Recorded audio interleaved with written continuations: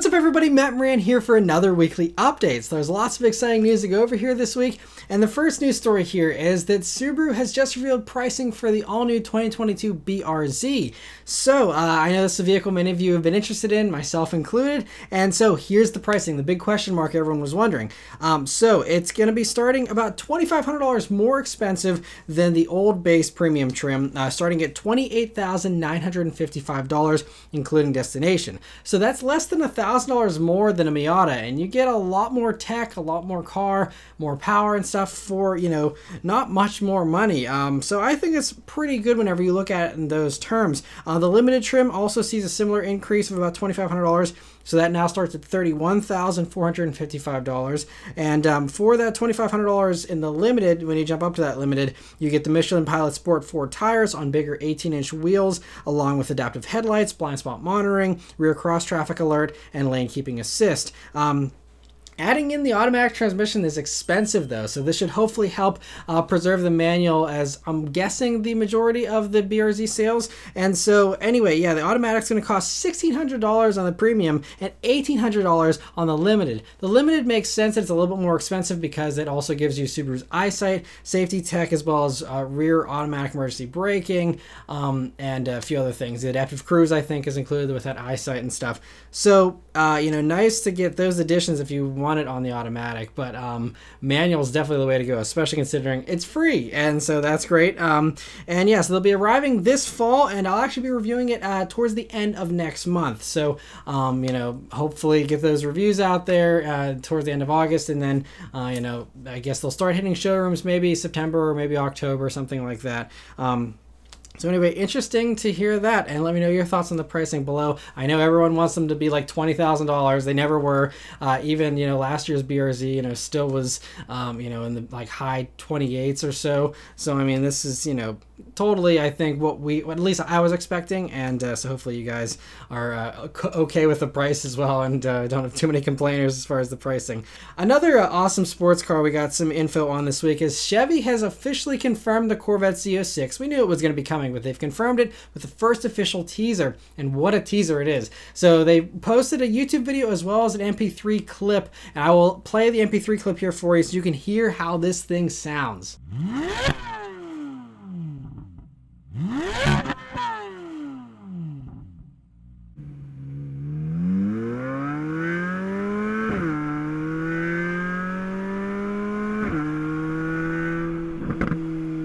So yeah, definitely go watch that YouTube video if you want to hear more of that. But I mean, it sounds just like a Ferrari V8, like the old like 458 V8.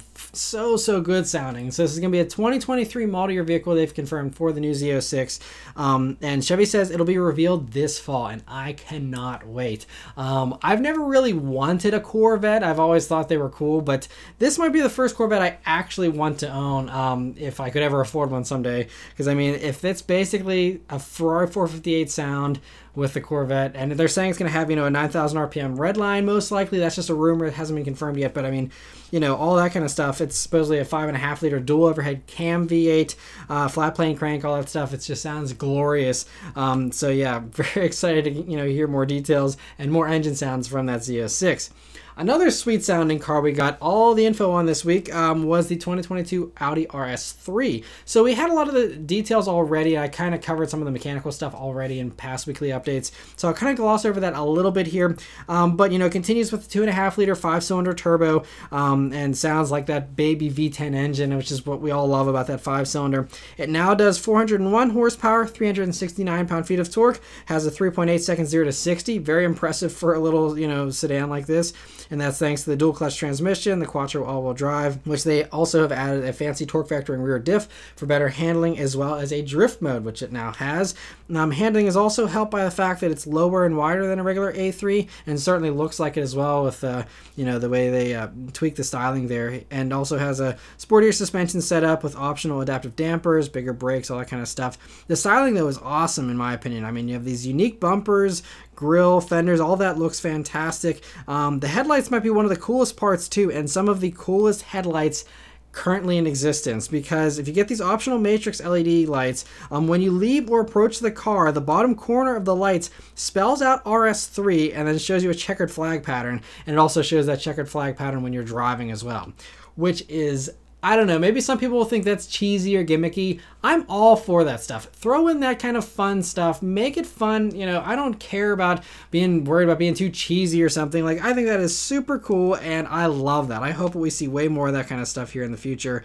And I love that Audi's very creative with their lights here. So inside, it's also pretty cool. You get some carbon fiber trim, sportier seats, flat bottom wheel with zinc paddle shifters. And you can see you can also either get green or red accents if you want there across the air vents and stuff to really jazz it up a little bit there. You get digital gauges and a 10.1-inch touchscreen as standard too. And there's no pricing for these yet, but deliveries will be starting in Europe this fall. The only sad part about this news is that although Europe gets it in both the sedan and a hatchback, here in the States it's been confirmed we only get the sedan. I was kind of hopeful whenever they brought in the RS6 Avant that maybe Audi was going to start giving us more wagons and hatchbacks. The RS3 would have been a prime candidate. I mean, look at the Golf R, sells really well. They don't sell a Golf R, you know, a Jetta R version or anything. They do it with a hatch. People love that hatch.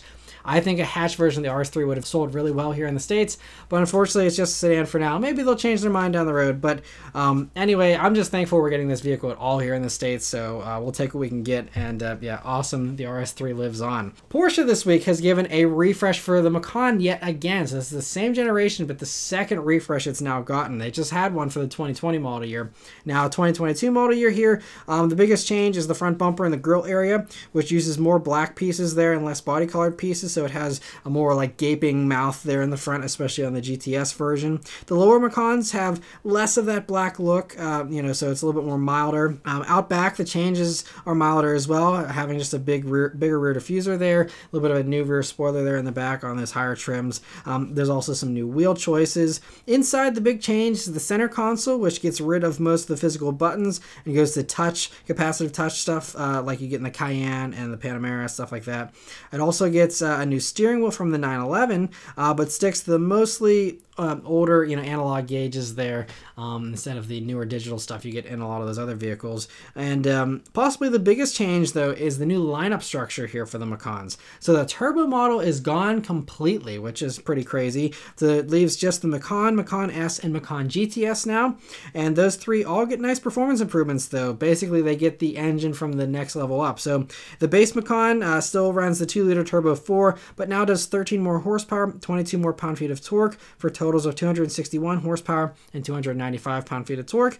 This allows it to be 0.3 seconds faster for a 0 to 60, believe it or not, even though it's just a few more horsepower. So now it does a 5.8 seconds 0 to 60.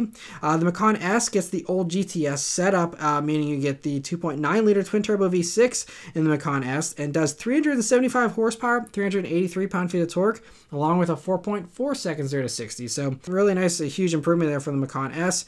It's a half second quicker than before for that 0 to 60. The S also gets Porsche Active Suspension Management as standard now as well, so much sportier for those Macan S's than they have been in the past. The GTS now runs the old turbos version of that same twin-turbo V6, and so now the GTS does 434 horsepower, 406 pound-feet of torque, and a 4.1 seconds 0 to 60 now. It also gets a stiffer adaptive air suspension and can now be optioned with a GTS Sport package to up the ante even more, and so that'll give you slightly more aggressive looks, along with combining the Sport Chrono package, Torque Vectoring Plus package, summer tires on 21-inch wheels, and the 18-way Sport seats, among a few other small things.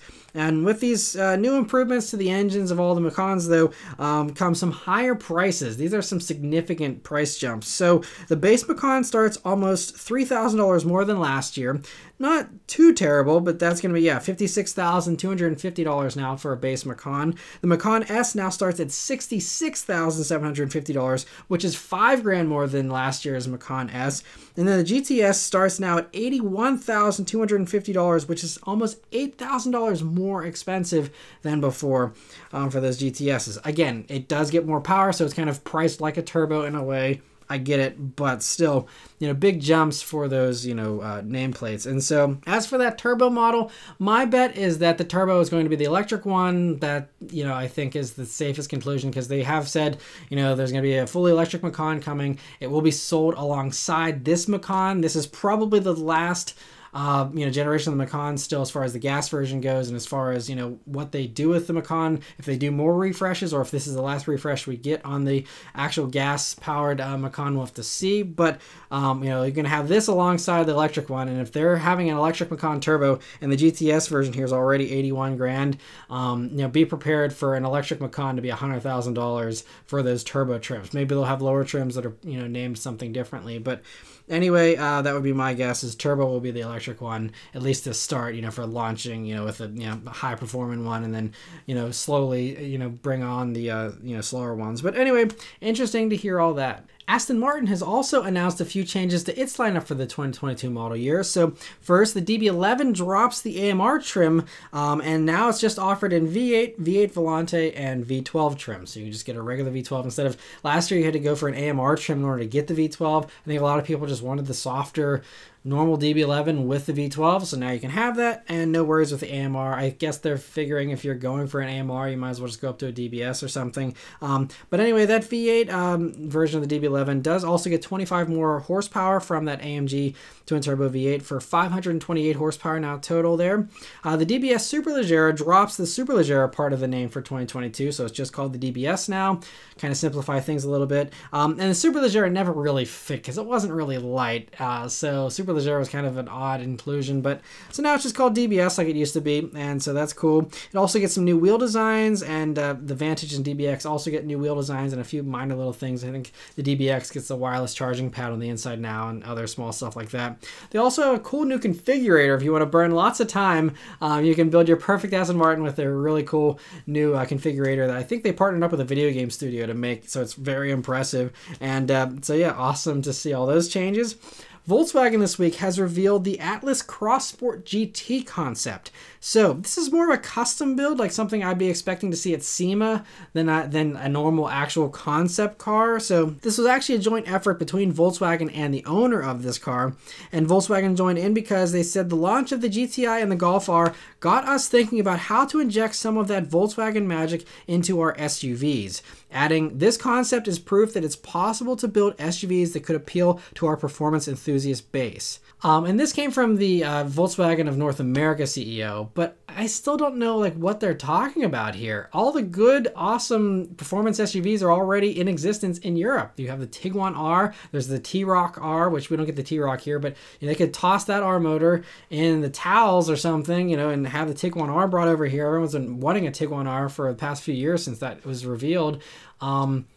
It's already out there. There's no mystery here of like, what could we do to, you know, appease the performance enthusiasts in Volkswagen? Like, it's already there. Give us the stuff from Europe. That's what everyone wants, is just give us the European stuff and everyone would be happy as far as Volkswagen enthusiasts. I think. I don't want to speak for them, but at least me, I think that would be a good place to start instead of adding on a bunch of stuff onto a huge Atlas Cross Sport. But, you know, I guess maybe they want to Americanize the performance stuff as well, and so put it on the biggest thing that you sell and, you know, try and make it sporty, I guess. I don't know. Anyway, I welcome performance variants of anything, though, because, you know, enthusiast vehicles are still a dying breed in general. So I'm glad to see this, even if it is just a, you know, interesting concept. But anyway, this Atlas Cross Sport has the Turbo 4 from the Golf R, actually, so did a little bit of a motor swap there, and so it does just over 300 horsepower, which is also another head scratcher to me, not to again kind of rant a little bit, but they added a new turbo, additional radiator, and you're still doing just barely over 300 horsepower, which is what a regular Golf R, you know, is doing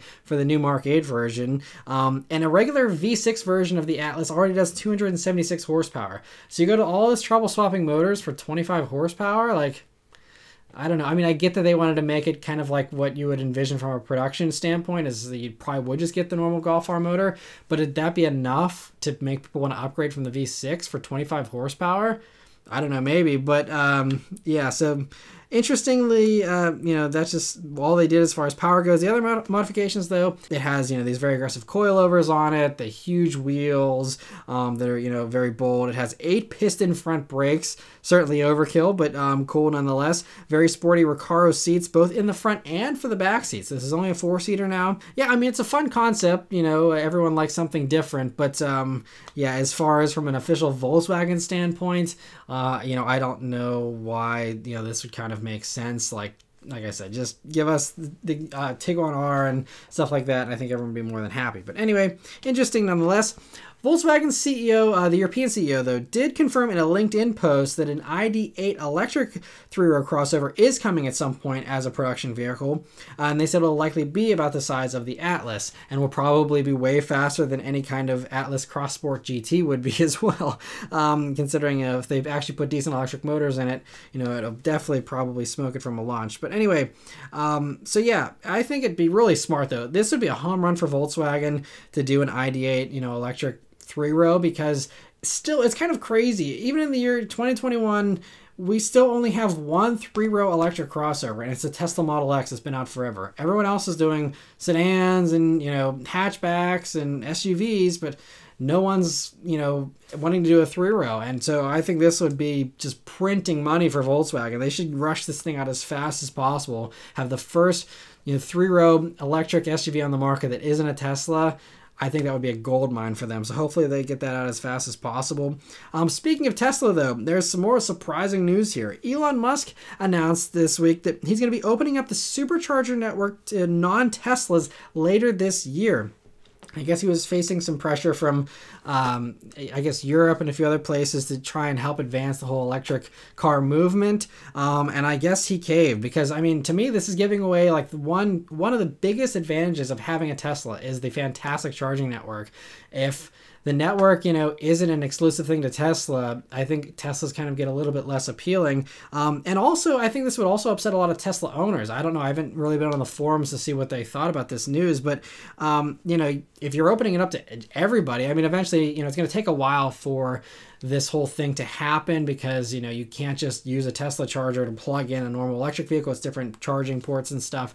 But once this does happen, you're going to have a lot more crowding at the charging stations. Now, obviously, if everyone can then invest in the Tesla supercharging network, then you might have a broader network and more charging infrastructure. Or maybe Elon Musk just truly doesn't care about his own company and just wants to get electric cars more mainstream.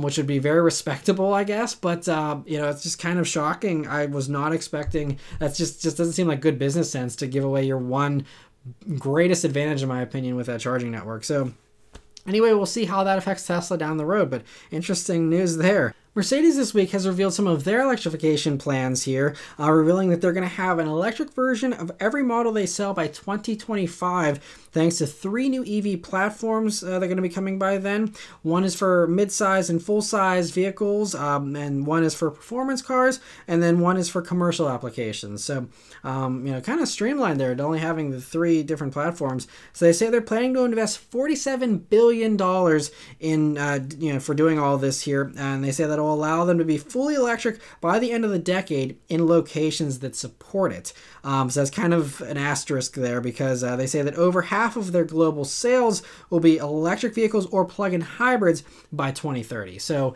only half of global sales are just going to be, not even fully electric. But I guess in some little pockets you'll have, a fully electric range possibly, maybe in some parts of Europe, like Norway, things like that, where they're pushing that stuff a lot quicker. The UK possibly, I think that's kind of why they're ramping up to 2030. And then all the other places like the United States, they can take their sweet time because I'm sure we'll be much further behind. But, yeah, so interesting to hear all that. They also did add that an EQE, they didn't confirm that name, but an E-Class size electric vehicle, it's going to be called the EQE.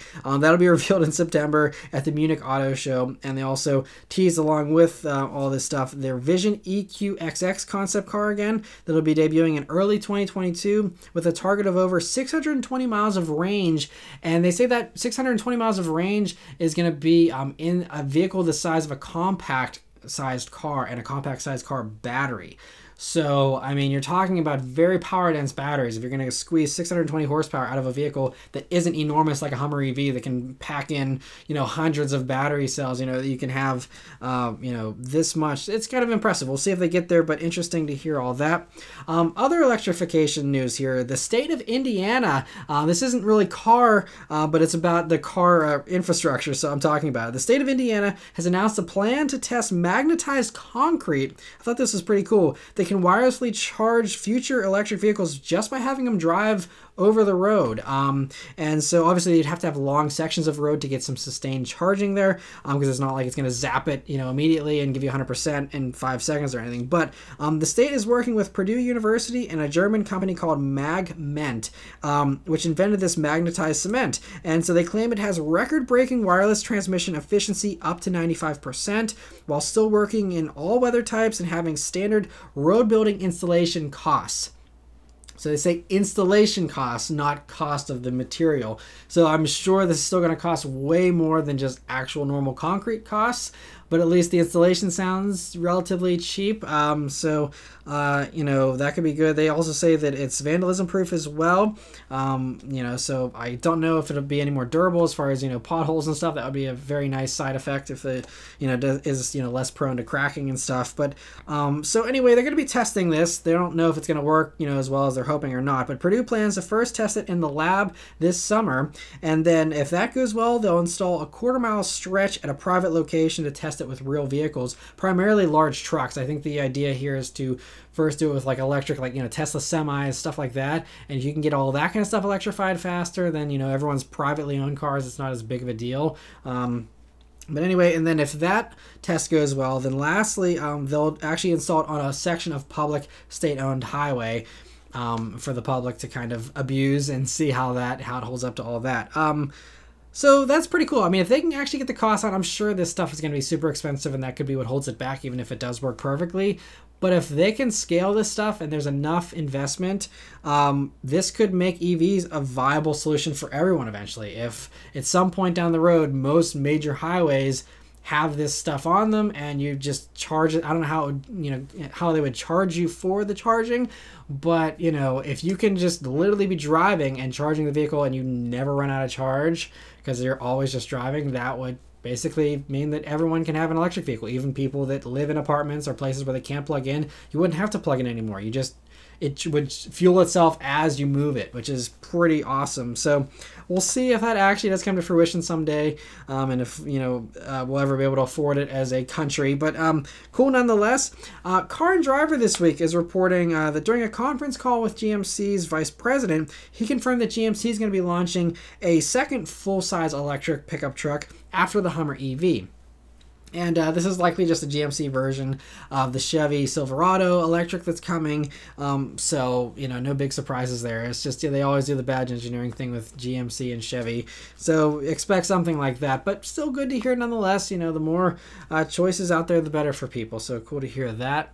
In other GM news, though, GM Authority has a new report this week claiming to have sources familiar with the matter that say that an AT4X trim is coming for the GMC Sierra. So basically, Chevy confirmed the Silverado Z02 is coming a few weeks back, and again, more of that badge engineering stuff, which isn't bad. It's I think the GMCs often look a lot better, but it's most likely that this is just going to be this AT4X is going to be a Z02 for the Sierra, just like the Silverado. So it's going to be that kind of thing and get similar off-road upgrades. That trim also, because it was trademarked, that trim, by the way, so it is like an official name as far as GMC owning it. That name also could end up on the next generation GMC Canyon because, I think there was one of those spied testing with all the off-road stuff that the Colorado ZR2 gets. So chances are you're going to see an AT4X version of that as well down the road and be like a whole little sub-brand. And so yeah, cool to hear that. For a sad rumor that's circulating around the internet this week, is that the Kia Stinger is going away. And we've heard this before, but I'm more inclined to believe it this time because, according to Korean car blog, local industry sources are supposedly got their 2022 production schedules for the Kia factories in South Korea, and they reveal that the Stinger factory will be retooled to build a Kia Carnival hybrid and other electrified vehicles beginning in the second quarter of 2022. So So that means the Stinger production could be gone and done forever by next spring. Literally like 9 months from now, Stinger could be gone, dead, never built again. Which is really sad. I've been a huge fan for the Stinger ever since, I mean, that was actually my first press trip that I went on way back, I think, in 2017. And I loved it. I've loved it ever since my first drive. I thought it was awesome. I still think it's a fantastic vehicle. It's held up. And for 2022, it literally just got a brand new base engine with that 300 horsepower, 2.5-liter motor they put in there. Nice improvements to the interior, nice improvements to the exterior. I mean, everything is really nice. And it sounds like that refresh is only going to last 1 year, which, you know, kind of doesn't make sense. So some people are like, I don't know if I believe this report.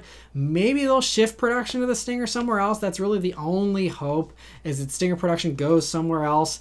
You know, either if there's a huge surge in sales thanks to the new 2022s, or if they just decide to keep it around for a few more years to maybe maximize their profit on these, you know, refresh changes or something. I don't know. But if this is true, you know, just get them while you can. That's kind of the end of the day. You know, if you buy new, that sends the message to the manufacturer that, you know, you want this vehicle to stick around. And maybe the Stinger's fate is already sealed. You know, it has been talked about how Hyundai and Kia and Genesis, mostly Hyundai and Kia, are going to be really paring down their lineup to save money and go more towards electrification. We just heard last week about the Veloster going away. And, you know, the Stinger, I was thinking, would be the next one up most likely, you know. And so I was fully expecting this. It probably is true. I hope it isn't. It'd be great to see it stick around, but it does sound like there's going to be a spiritual successor with, I believe there's going to be one of the new electric Kias coming, is going to be kind of a little bit of a sportier sedan type thing. Maybe it'll have a hatch, and maybe could potentially even be called an next generation Stinger, but it would probably, you know, almost certainly be electric, because that's what everyone's going for. So if you want a sweet twin turbo V6 Stinger, get them while you can. So crazy stuff there. I wish I had the spare change to pick one up myself, because I would just grab one just because I really do love them. I think it's a fantastic vehicle. Anyway, the last news story this week is another kind of sad bit of news about a vehicle we know is going away. So this has already been confirmed. The Volkswagen Passat is leaving the United States. It will continue to be sold over in Europe, I think, for a little while longer at least. But we now know the 2022 model year will be the last for the Passat here in the States, and they're sending it out with a special edition. So it's called the Limited Edition, and this is one of the rare cases where limited edition actually means something and is actually accurate. So this is actually, in fact, limited. They'll only be building 1,973 of them to honor the year 1973 that the Passat first was launched in Germany. There's also a few other Easter eggs paying homage to the Chattanooga, Tennessee plant where it's been built for the past 10 years. And even like the paint colors, their names, kind of, one pays homage to Chattanooga, another one pays homage to the history of the Passat, and the other one is kind of the same thing. But anyway, they're going to be available in dark green, red, and gray. And they're only going to be costing $31,290. So basically the same as, like, you know, any other Passat. It's fully loaded. And they should be arriving fairly soon, because this plant that's building this, that's building the Passat, is going to be retooled to build ID4s here in the States. Currently, I think they're built in Germany. But as they ramp up ID4s and sell more of them and other electrified and electric Volkswagens in the future, that plant will do that. So yeah, they got to retool that soon. So they got to probably churn out these limited edition Passats pretty quickly so they can end Passat production and, you know, get on with all the electric stuff. But it's just really sad to see the Passat go. It's another nameplate that's been around for decades and decades, and it's also another mid-sized sedan that bites the dust, which is bad news. But thankfully, we do have a lot of really great, fresh new competitors with the Kia K5, the Sonata, and you know, some of the others that continue to stick around, like the Accord, Camry, all those. So there still are plenty of choices, but always sad. You know, less competition, you know, certainly doesn't help things, and so kind of sad to see that go by the wayside. But it is what it is. And so yeah, that's it for all the news this week, guys. Let me know your thoughts and everything in the comments below. Thank you guys very much for watching. I'll see you on the next one. Take care.